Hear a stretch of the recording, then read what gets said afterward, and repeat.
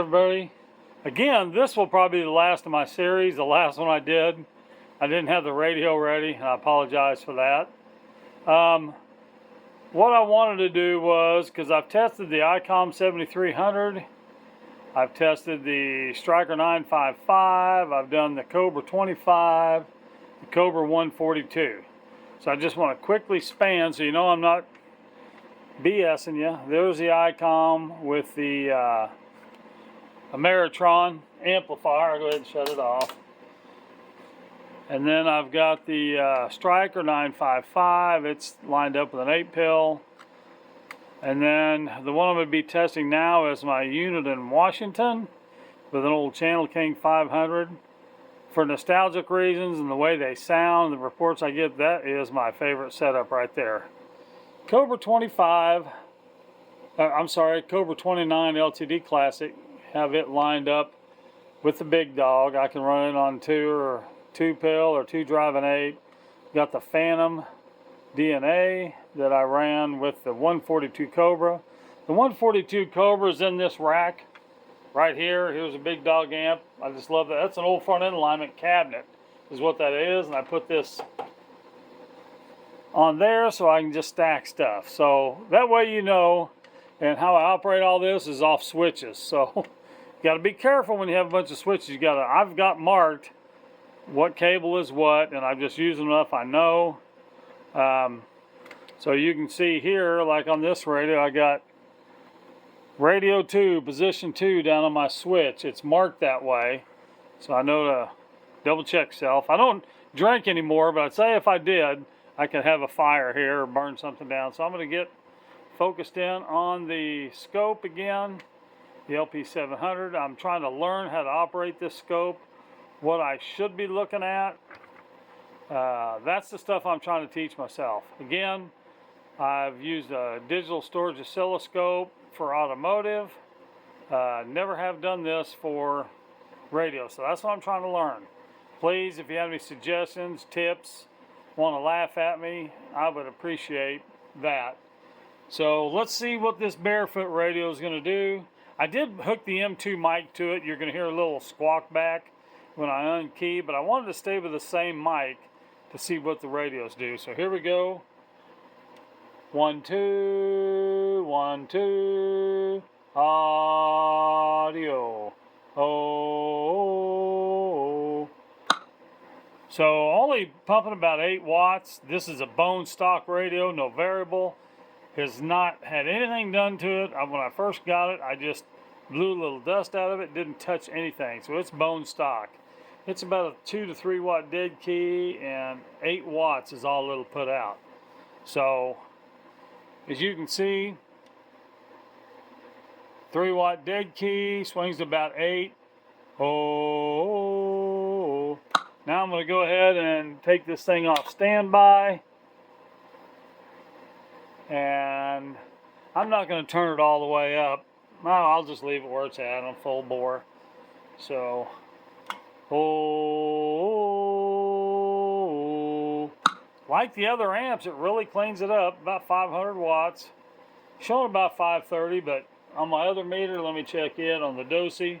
Oh, about 450 on the DOSI.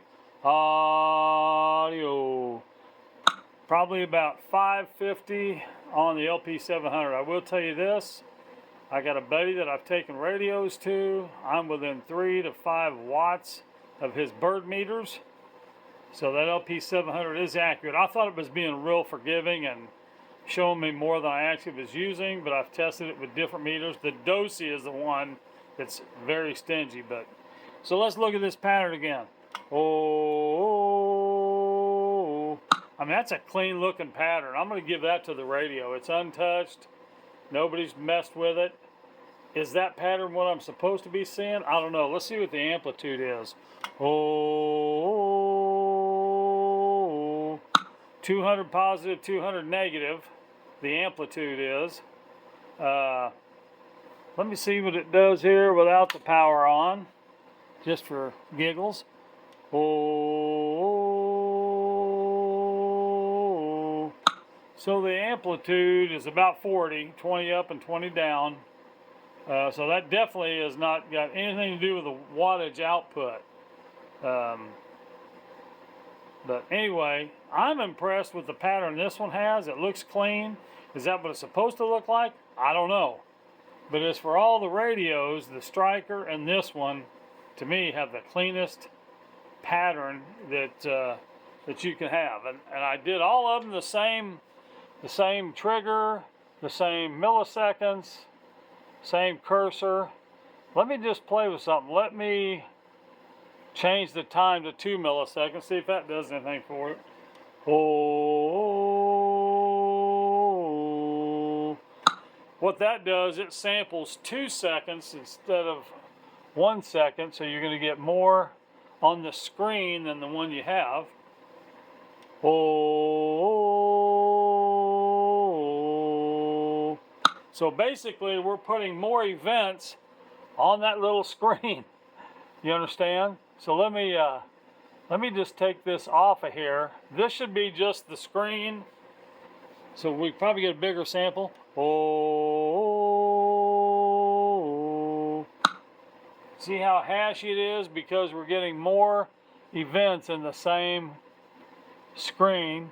So let's just do 1 millisecond is where we had it. So it'll narrow it down to just a few. Oh. So anyway, I'm learning there. Now we have what some of these radios should look like. If you have the same type of radio, and if you have an oscilloscope, that's about what it should look like. Remember, I think this is a digital storage oscilloscope. I've actually got another old scope that'll be an old CRT type. I'm going to try to use it also. It's got a tiny screen on it though, but it's cool. It's nostalgic.